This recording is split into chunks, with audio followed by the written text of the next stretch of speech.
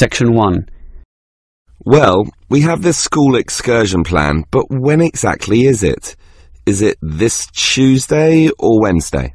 Well, it can't be Tuesday with the English tests taking place. Ah, right, not Tuesday but Wednesday. That's right, all day Wednesday, taking a bus outside the city. And where are we going? Last month we went to Arthur Island, so this time we're going to the animal park. Arthur Island was okay, but it was too cold. Let's hope the weather for this week's excursion is better. I don't suppose animals care about bad weather, but I certainly do. Have you heard the forecast? Yes, and it's not too bad.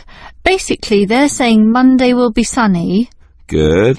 But then the weather will change. Not so good. Yes, Tuesday we'll have some showers, but by Wednesday, the day of our excursion, it will be, well, their words are cold and cloudy. Cold and cloudy. Well, as long as it isn't wet and rainy, I'm happy enough.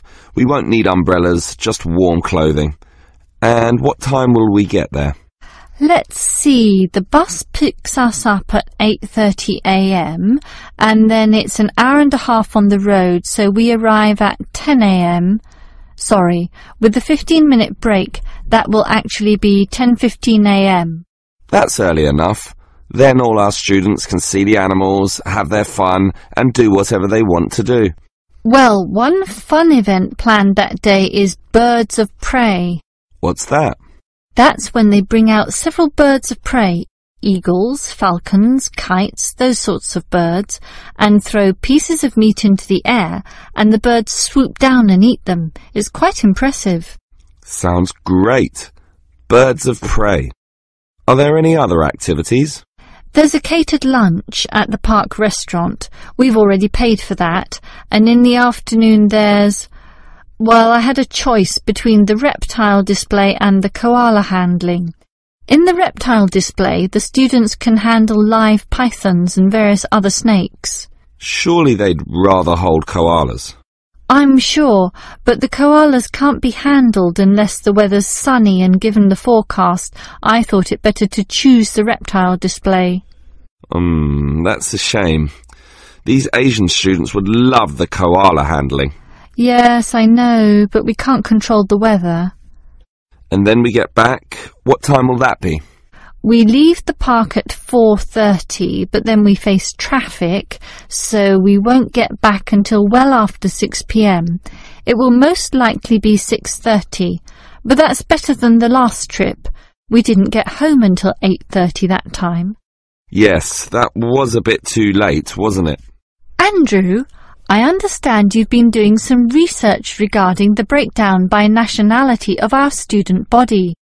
That must have produced some interesting results. You're right. I got some statistics from head office. I would imagine that most of our students are either Japanese or Chinese. You imagine right. But it's the Chinese who constitute the majority, but only just. I had thought Koreans might be second, but it's actually the Japanese, quite close behind. It's somewhat surprising, but obviously all those study tours that our university markets in Japan are bringing in students. What's the breakdown exactly? Japanese are a quarter of the whole, which is considerable. Last year they were only 16%, so that market has grown nicely. The only other proportions of some weight are the Indonesians and Koreans, about the same. Indonesians at 15% and the Koreans are a little higher, not like last year when they were less than 10%. I thought we'd have more Indonesians than Koreans. Well, as I said, they're about the same. Just like the Saudi and Thai student numbers, almost the same also, both just under 10. Which one is bigger? Thai students number just a fraction more. As for the other nationalities, collectively they're only 3%, so it wasn't worth giving each of them a separate category. I just grouped them under other. That's Vietnamese, South American, a couple of Russians, and so on.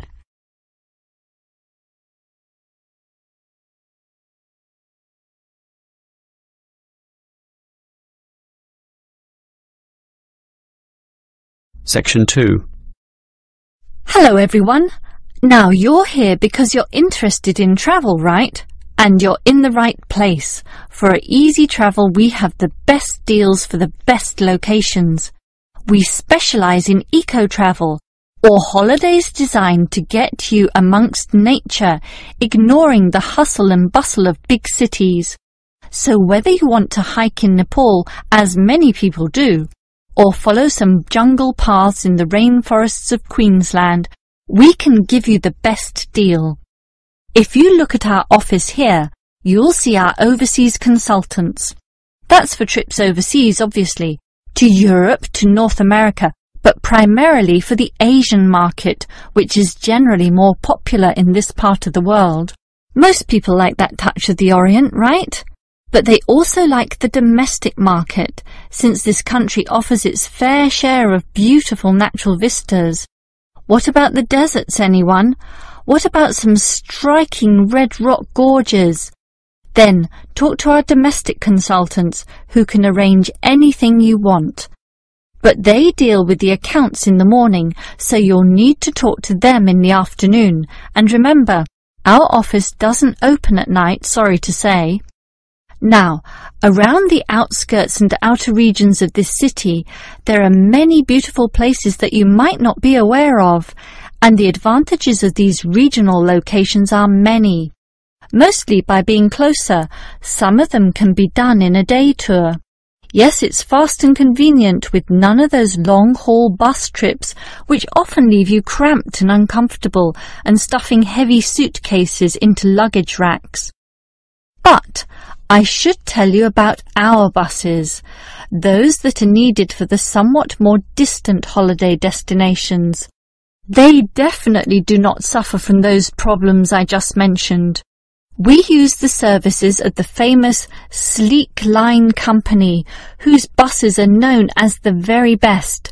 Yes, they are big, yes, they are comfortable, but what makes them especially different is the personal attendant who accompanies the driver, ready and willing to serve you and ensure that your trip is the very best. So whether it's overseas or local, we can certainly give you what you want. Now, do you have any questions?